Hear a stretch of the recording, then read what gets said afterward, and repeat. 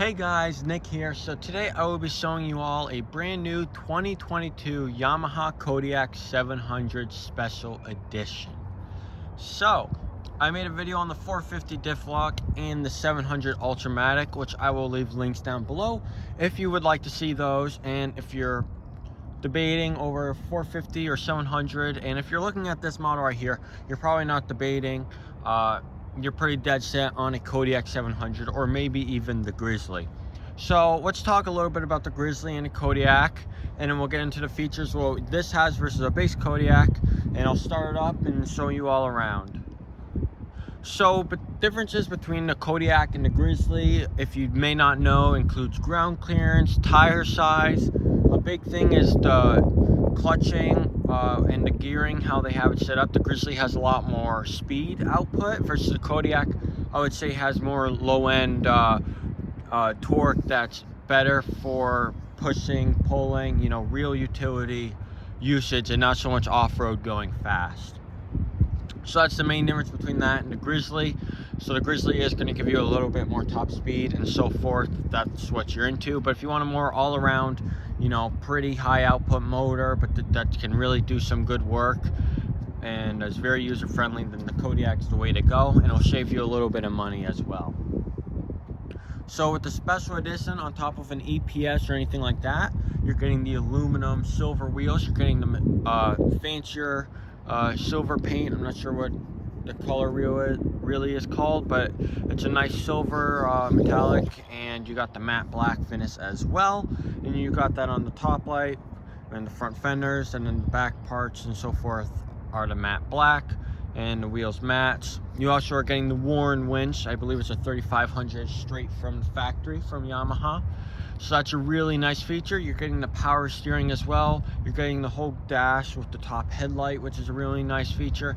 And you're getting the receiver in the back, so you can put a hitch, or actually you put a receiver right into the hitch. It's a hitch in the back and so forth. So I'll show you around a bit. And yeah. So looking at the left side here, not too much. Fuel tank's in the back right there. It's under the seat, so that's where you see your fuel cap right there. Key, 12-volt cigarette outlet right there, and we'll get right up close and I'll show you that in a second.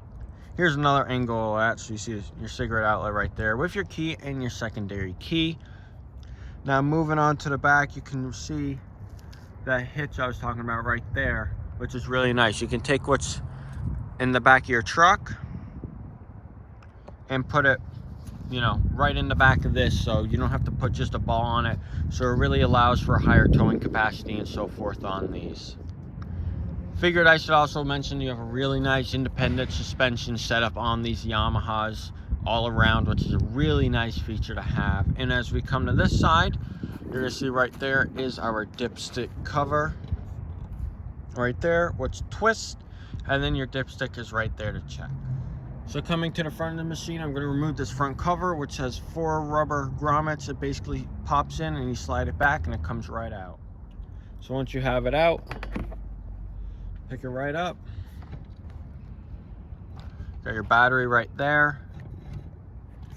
I've had a lot of debates over that's air intake or cooling for a trans, so you can say what you want, but you know, that's where that is. All your main electrical, of course, your battery for your hookups, anything like that you want to add to it. So taking the camera by hand here, you can see you get the metallic there, the gray, and then you got the matte black in the middle, and then the black has the matte black going around. Give you an idea. Hop right on up to it. You got center storage compartment right here, all your books and stuff. Pretty large compartment, fit a lot of decent sized stuff right in there. Turn our key on, brand new, so we still got the wrapping on it. Got a neutral light. Nice thing, you got a reverse. You got your park down there. Even goes to your high and your low range. I'll start this up in a minute. High beam, electronic power steering. Power steering should go off after you start driving them. You got temp light, check engine light. So it gives you a temperature, your time, your hours, your voltage.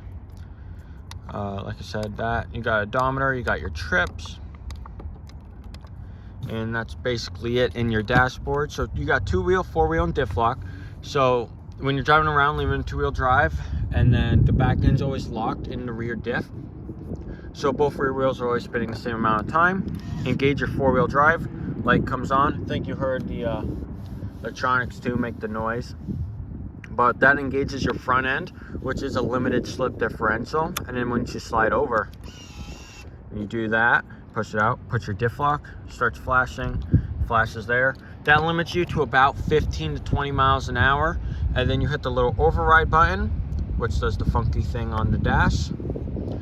That allows you to exceed that in wheel speed mile per hour. Now the reason for that is with diff lock on, it becomes trickier and harder to handle. The machine doesn't respond as it normally would with the front end being locked, so it creates a safety hazard.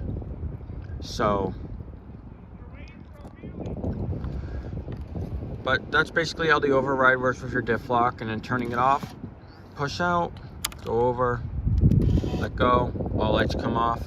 Right down here it's labeled 2, neutral's in the middle, reverse is back, parks forward, or all the way back.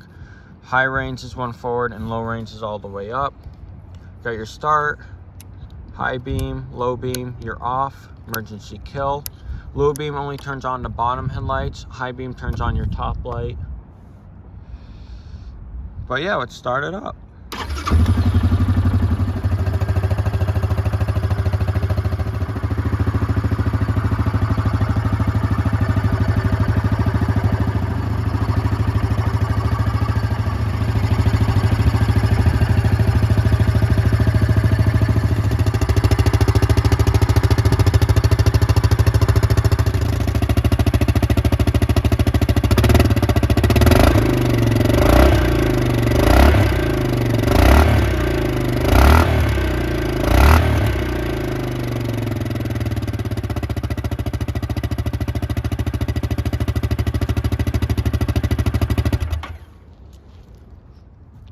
Well, that's gonna do it for this video, guys. I hope you all did enjoy, find this useful. If you're looking to get in one of these, some background info on these and how they really operate and what's really around them. Also, I didn't show under the seat. There's really nothing under there.